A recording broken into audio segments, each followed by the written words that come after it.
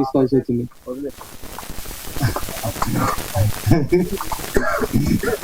అదే అండి, 2 మంచి సినిమాలు ఒకే రోజు చాలా అయిపోయింది కదా, చూద్దాం అసలు ఎలా ఉంటుంది.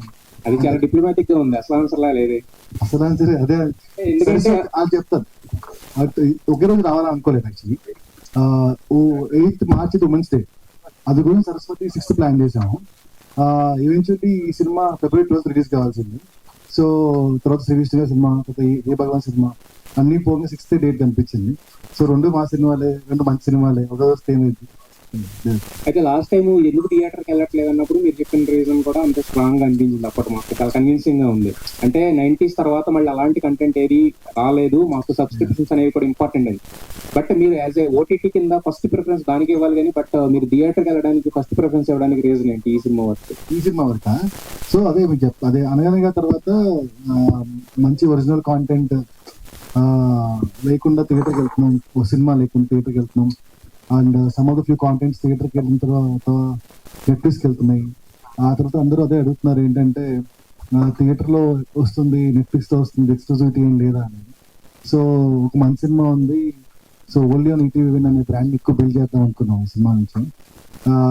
ఈవెన్చువల్లీ ఏమైందంటే థియేటర్ ఎక్స్పీరియన్సే ఈ సినిమాకి బెటర్గా ఉంటుంది ఓటీటీ ఎక్స్పీరియన్స్ కన్నా అనేది ఫోకస్ గ్రూప్ టెస్టింగ్ వల్ల మేము కన్విన్స్ అయ్యాం, అందుకే తీసుకొస్తుంది. But experience okay sir, but build చేసుకోవాలని అంటే మీకు మెయిన్ కాన్సెప్ట్ బ్రాండ్ అది కదా. అయితే సిరీస్ ఎక్కువ తీద్దాం అనుకుంటున్నాను, దానికి చాయిస్ లేదు కదా, సిరీస్ తో బిల్డ్ చేద్దాం. సిరీస్ అయితే చాయిస్ లేదు, అడగరు కదా ఇంకా సినిమాకి తీసుకెళ్ళాం థియేటర్. శివాజీ గారు సార్, సార్ చాలా కాలం తర్వాత ప్రొడక్షన్ చేస్తున్నారు కదా, అప్పటికి ఇప్పటికి ఎలా అనిపిస్తుంది ప్రొడక్షన్? ఎందుకంటే చాలా మంది ప్రొడ్యూసర్స్ చాలా మాట్లాడుతున్నారు, ప్రొడక్షన్ ఎలా ఉంది అలా ఉంది, ఇబ్బందులు ఆ ఇబ్బందులు, చాలా మంది సైలెంట్ అయిపోతున్నారు కూడా. అంటే నాకైతే ఏమి అనిపించలేదండి. నాకు టాటా బిర్లా మధ్యలో నుంచి నాకు ఎక్స్పీరియన్స్ ఉంది సినిమా మేకింగ్ మీద. నాకైతే పెద్దగా డిఫరెన్స్ ఏమి అనిపించలేదు.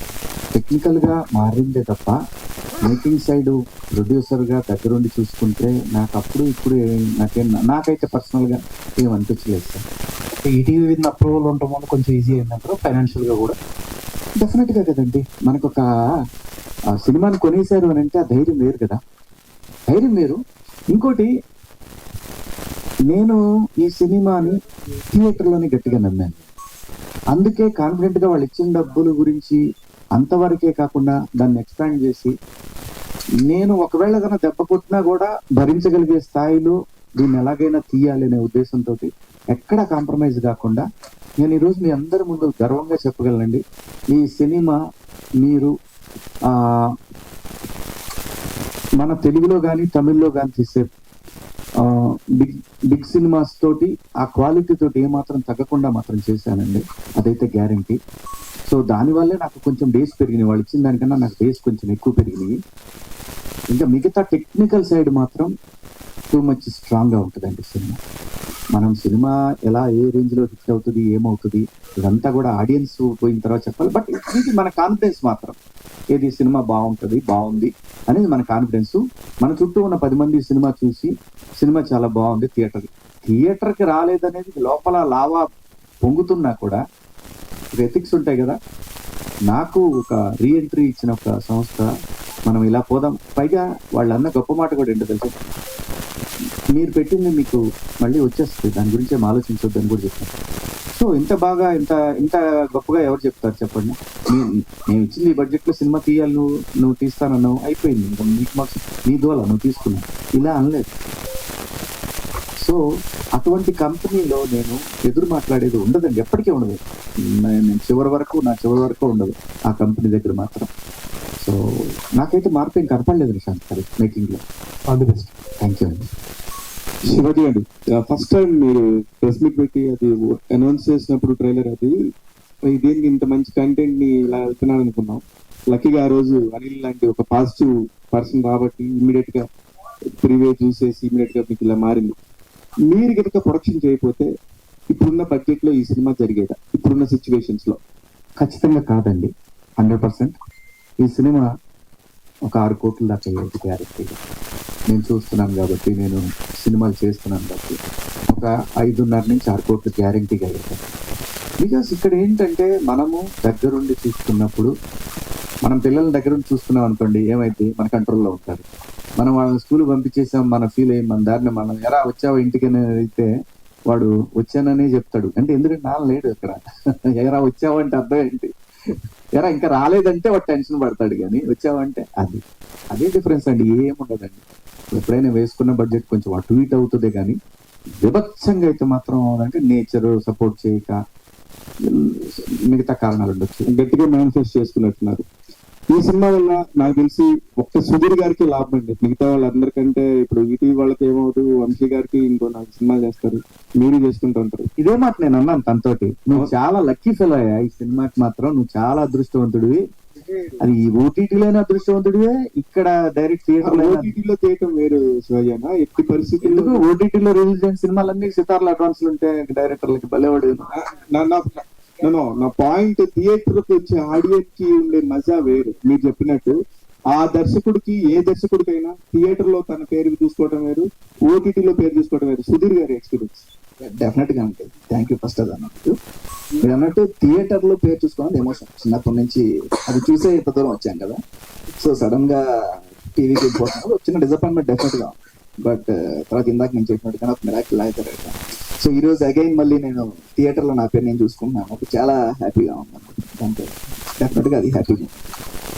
అదేనా ఏమన్నా రంజాన్ మాసంలో ఏదన్నా మంచి న్యూస్ చెప్తారేమోనని, అంటే టాలీవుడ్ హాలీవుడ్ ఎంటర్టైన్మెంట్ అని చెప్పి ఒక బ్యానర్ స్థాపించి ఒక మంచి సినిమా తీశారు. అందరూ బాగుండాలి, అందులోనే ఉండాలని, అది కూడా ఒక పాజిటివ్ ఫీలింగ్ తీసి మళ్ళీ ఆపేశారు. ఈ రంజాన్ మాసంలో ఏదన్నా కొత్త అనౌన్స్మెంట్ చేస్తారేమో చెప్తా. ఈ రంజాన్ కదా, బక్రీద్ అడిగి చెప్తారు. Thank you.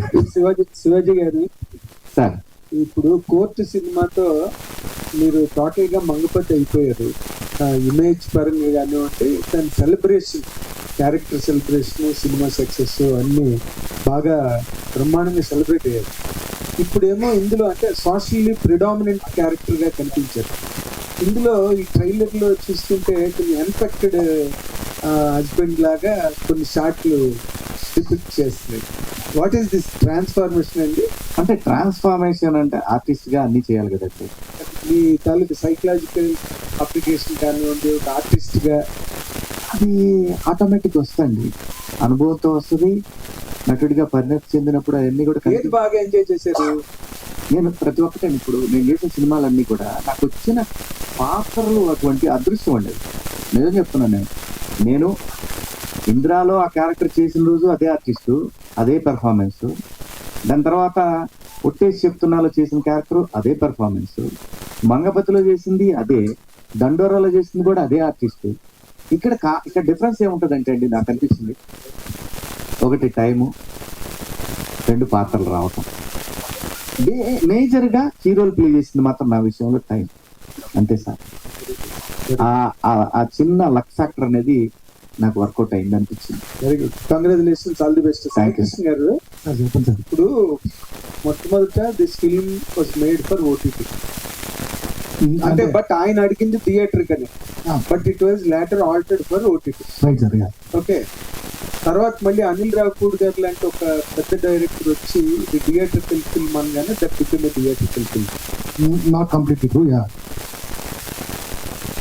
అదే కదా ఇప్పుడు డిస్కస్ చేస్తున్నాం. అనిల్ గారు చెప్పిన తర్వాత మనం ఒక ఫోకస్ గ్రూప్ టెస్ట్ చేసినాం. ఆ ఫోకస్ గ్రూప్స్ కూడా అదే లెవెల్ ఆఫ్ ఎక్స్పీరియన్స్ చేసిన తర్వాత we decided that. Was it not done before?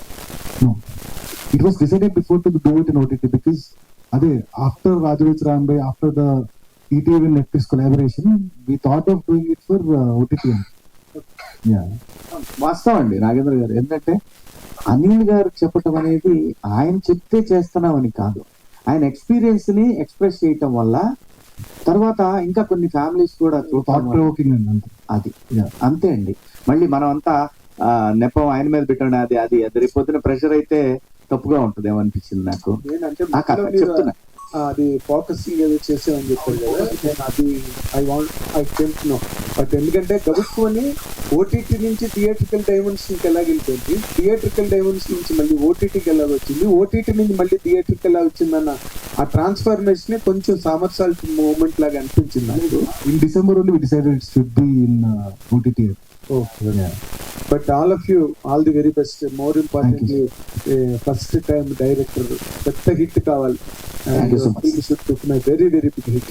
Okay, industry good luck, all the very best. Thank you. Shivaji Suresh, మన ఫస్ట్ ఒక దీని గురించి మెయిన్ క్యారెక్టర్ గురించి, పంచాయతీ సెక్రటరీ శ్రీరాము క్రిమినల్ గా ఎందుకు మారాల్సి వచ్చింది? 6వ తారీఖు నాడు నేను ఖచ్చితంగా 6 కాదు 5వ తారీఖు నాడే నీకు టికెట్లు పంపిస్తాను, నువ్వు సినిమా చూసి ఎందుకు మారాల్సి వచ్చిందా నువ్వు అను, అప్పుడు నేను హ్యాపీ ఫీల్ అవుతా సురేష్. అంటే ఫ్యామిలీగా నడుస్తున్న సినిమా ఇది అవుట్ అండ్ అవుట్ ఫస్ట్ నుంచి కూడా నేను డిసైడ్ అయింది 90s తర్వాత నేను డిసైడ్ అయింది ఒకే కైండ్ ఆఫ్ మూవీస్ చేయొద్దు. డబ్బుల కోసం అయితే గంటల లెక్కన కూడా ఫ్రీగా, అంటే అంత ఫ్రీనెస్ లేకుండా మనం పనిచేసేంత అవకాశం వచ్చింది. కానీ నేను అది ఫిక్స్ అవ్వాల. ఆర్టిస్ట్గా నాలో ఎన్ని కోణాలు ఉన్నాయనేది నన్ను నేను ఆవిష్కరించుకోవాలనుకున్నాను. ఇప్పుడు ఈ సినిమాలో నేను చెప్తున్నాను, ఈ మాట గుర్తుపెట్టుకోండి మీరు, ఈ సినిమాలో ఈ పాత్ర ఆ పెయిన్ తాలూకా ఎక్స్ప్రెషన్స్ ని అంటిల్ లాస్ట్ ఫ్రేమ్ వరకు ఆ హ్యాపీనెస్ ని, ఆ పెయిన్ ని, వాటన్నిటిని తీసుకెళ్తా ఉంటుంది. వెళ్తే శ్రీరామ్ కనపడతాడు, వెళ్తే శివాజీ కనపడతాడు. అంత బాగా డిజైన్ చేశారు పాత్రని. అది నాకు రావటం నా అదృష్టం. ఇందులో ఎటువంటి శశభిషాలు ఏం లేవు.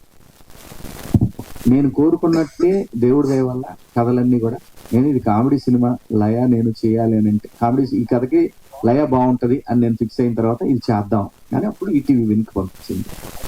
20 సంవత్సరాలు వెనక్కి వెళ్తే వరుసగా ప్రతిరోజు కలుస్తూ ఉండేవాళ్ళు. బ్యాక్ టు బ్యాక్ సినిమాలో పేరు కొట్టేసరిగా బెక్కం వేణుగోపాల్తో కలిసి వరుస సినిమాలు చేస్తూ ఉండేవి. ప్రొడక్షన్ స్టార్ట్ చేశారు, వరుసగా హిట్స్ కొట్టారు. ఇప్పుడు ఆ హీరోలకి అంత యాక్సెస్ మిగతా వాళ్ళతో ఉండకపోవటం, ఇలా జరగటం, అప్పటికిప్పుడుగా వచ్చిన మార్పు గురించి మీరు ఏం చెప్తారు? చాలా ఉంది సురేష్, నిజంగా చెప్తున్నాను కదా. ఆ హ్యాపీనెస్ అనేది మన మధ్యలో ఉన్న ఆ సంబంధాలు, మానవ సంబంధాలు అనేవి ఒకే ఇండస్ట్రీలో పనిచేస్తూ అవి తగ్గినాయి. అది వాస్తవం, అది ఎవరైనా అంగీకరించాల్సిందే. కాలం మారుతుంది, కాలానుగుణంగా మనందరం కూడా అలాగే. మన నెక్స్ట్ జనరేషన్ ఉంటుంది కదా, వాళ్ళు ఏంటి ఇది అని మనల్ని అనుకుంటారు. సో ఇది కాలానుగుణంగా మారాల్సిన సురేష్. నాకైతే అది చాలా మిస్సింగ్. ఎట్లాగైతే మీరు ఫీల్ అవుతున్నారు, ఎలా తిరిగే వాళ్ళము, ఎలా మాట్లాడుకుని, ఇప్పుడు ఏం ఇందాక శివ ఏదో మాట్లాడుతుంటే వెనకాల చూసుకోవాల్సి వస్తుంది. ఎవరి దగ్గర కెమెరాలు ఉన్నాయో, పర్సనల్ విషయాలు ఏదైనా సరదాగా మాట్లాడుకోవడానికి కూడా అవకాశం లేకుండా, దోస్ ఆర్ గోల్డెన్ డేస్ 100%. ఇవంటే గోల్డ్ బాగా పెరిగిండేసి, రేట్ పెరిగిండేసి లయ గారు. సో మీకు ఆ క్వశ్చన్ మీకు వర్తిస్తుంది అనుకోండి.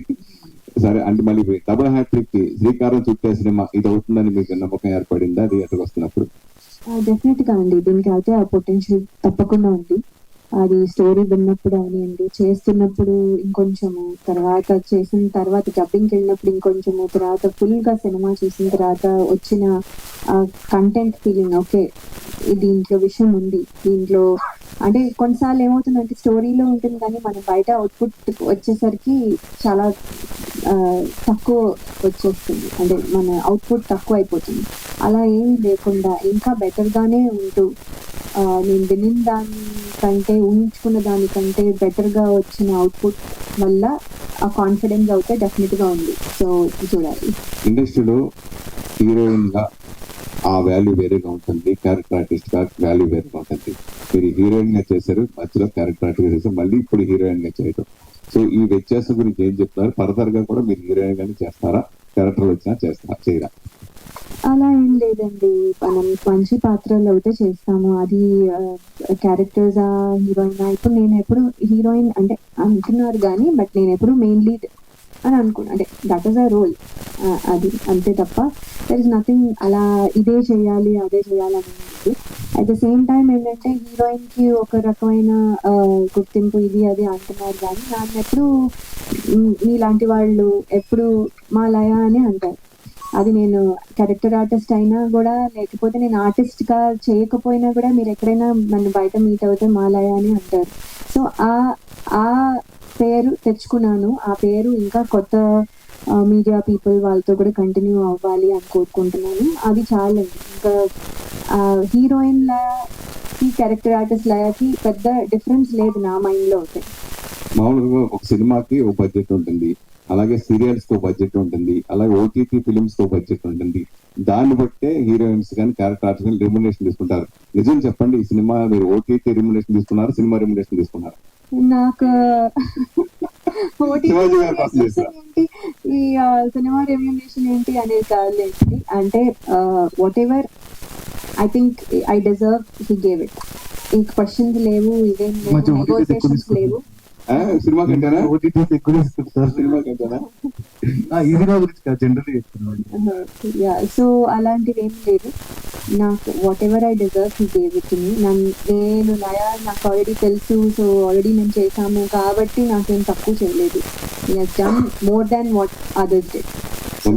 వంశీ గారు, మీరు ఇండస్ట్రీకి రాకముందు నంది అవార్డ్స్ ఉండేవి, మీరు ఇండస్ట్రీ వచ్చిందా నంది అవార్డ్స్ లేవనుకుంటా నాకు తెలిసి.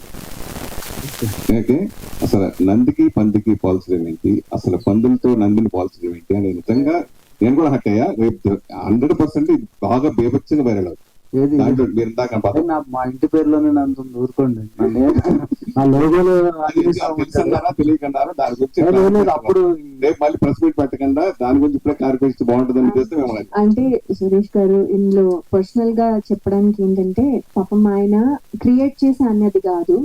ఇది వరకు నాకు వచ్చినప్పుడు లాట్ ఆఫ్ పీపుల్ అంటూ ఉండేవాళ్ళు, నాకు అంటూ ఉండేవాళ్ళు. అది విని, అది ఎక్కడో విని అది రిపీట్ చేశారు, కానీ నేను క్రియేట్ చేసి చెప్పింది కాదు. అది ఎవరైతే ఫస్ట్ క్రియేట్ చేశారో వాళ్ళే కల్పరేట్ అండి. అది ఎవరు క్రియేట్ చేశారో తెలీదు. అంటే అంటే మనము అంటే దాన్ని ఇన్సల్ట్ గా మీరు అనుకోవద్దు. అది రేపు ఎలాగా క్లారిఫికేషన్ ఇవ్వాల్సి వస్తుంది ముందే నేను అడిగా, అంతే. వేరే థ్యాంక్ యూ సురేష్. వెంకట్ గారు, అలీ గారు, మీరు సోషల్ మీడియాలో బాగా యాక్టివ్ ఉంటున్నారు ఈ మధ్య మంచిగా. సినిమా ప్రమోషన్ కదా.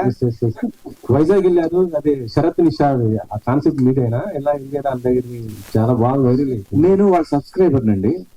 దాదాపు ఒక 1.5 year నుంచో 1 year నుంచో నేను వాళ్ళ సబ్స్క్రైబర్ ని. నాకు చాలా ఇష్టం వాళ్ళ వీడియోస్, శరత్ గారిది, నిషా గారిది.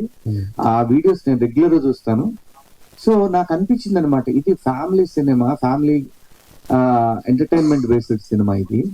సో ఖచ్చితంగా వాళ్ళతోటి ఎలాగైనా సరే వాళ్ళని ప్రమోషన్ కి మాకు ఉపయోగపడేలాగా ఒక వీడియో చేయాలనుకున్నాను. నేను అడిగాను, వాళ్ళు యాక్సెప్ట్ చేశారు ఈ సినిమాకి సపోర్ట్ చేయమని.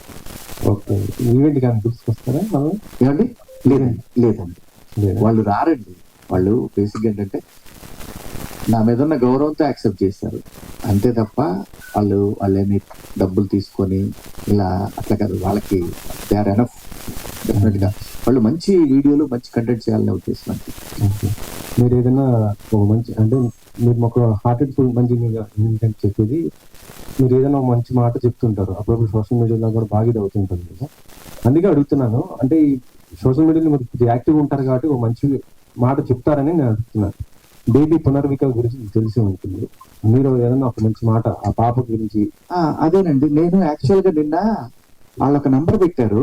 ఆ నంబర్ కి నేను పే చేద్దామని వెళ్తే ఈ నంబర్ కి ఓవర్లోడెడ్ అయిపోయి వచ్చింది, కాబట్టి రేపు ట్రై చేయండి అని అన్నారు. సో దాంతో మార్నింగ్ ట్రై చేస్తే మార్నింగ్ గవర్నమెంట్ ఇచ్చేసింది, గవర్నమెంట్ ఏదో సపోర్ట్ చేస్తుంది, సో కాబట్టి ఇంకెవరు వసూలు చేయట్లేదు అన్నారు. నిజాయితీగా నేను వెళ్ళానంటే నా దగ్గర ఫెయిల్ అయిన అవి ఉంటాయి, మనకి ఫోన్ పేలో అట్లా ఫెయిల్ అయిన ఇవి వస్తాయి.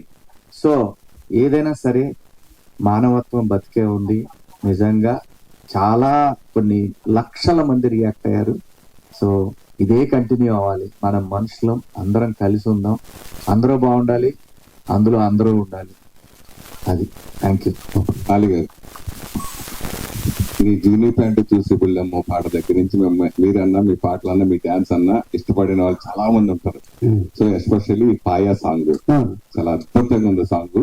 సో ఆ సాంగ్ ఫస్ట్ విన్నప్పుడు మీకు ఎలా అనిపించింది? అలాగే నిర్మాత బండ్ల గణేష్ చేత డాన్స్ చేయించడం ఒకటైతే, దాంట్లో లిరికల్ గా చంద్రబాబు నాయుడు గారి గురించి, మన పవర్ స్టార్ పవన్ కళ్యాణ్ గురించి, వీళ్ళందరి గురించి లిరికల్ గా ఉన్నప్పుడు పాట విన్నప్పుడు మీ ఫీలింగ్ ఏంటి? యాక్చువల్గా ఆ పాట తీసుకొచ్చింది నేను. సో అది చెప్పారులే. Yes, అయితే అది ఇక్కడ మనం హిందీలో కాకుండా తెలుగులో దాన్ని తెలంగాణ యాసలో దాన్ని పాట చేసి చేయడం జరిగింది. పాట చేసిన తర్వాత శివాజీ రోజు నైట్ ఫోన్ చేసి అన్న పాట రెడీ అయిపోయింది, ఒకసారి వినిపిస్తాను, నేను పంపిస్తున్నాను విన్నా. మళ్ళీ 10 minutes తర్వాత దాన్ని డిలీట్ చేశాను. నేను విన్నా, శివాజీ చాలా బాగుంది, అద్భుతంగా ఉంది, డైరెక్టర్ గారు కూడా చాలా హ్యాపీ ఫీల్ అయ్యారు అన్న, నేను బండల గణేష్ అనుకుంటున్నాను, ఒకసారి నువ్వు డైరెక్ట్గా వెళ్ళు అనగానే తను వెళ్తాం చెప్పడం, ఒక డేట్ ఇచ్చాడు. ఆ డేట్ కోసం తనకి ఏదో ప్రాబ్లం అయితే తన సొంత పనుల మీద డేట్ మళ్ళీ మార్చి దాన్ని చేయడం జరిగింది. కుంభవృష్టి అసలు మామూలు కాదు, రామోజీ ఫిల్మ్స్ వర్షం, ఆ వర్షంలో 2 రోజుల్లో పాట ఫినిష్ అయిపోయింది. డాన్సర్లు సహా టెక్నీషియన్స్ అందరూ ఆ రోజు బాగా తిన్నారు, షూటింగ్ ఫినిష్ చేశారు, చక్కగా 2 రోజుల్లో సాంగ్ అయిపోయింది, ఎడిటింగ్ చేశారు, సాంగ్ రిలీజ్ చేశారు. పాయ ఎంతమంది తిన్నారు తెలియదు కానీ ఈ పాట రిలీజ్ పాయ చాలా మంది తిన్నారు. ఇంత అద్భుతంగా వంశీ గారు, అది యాక్చువల్లీ మీరు రెగ్యులర్ గా సినిమాలు చేస్తున్నారు, నిజంగానే మీరు చెప్పినట్టు రెగ్యులర్ గా మీడియాతో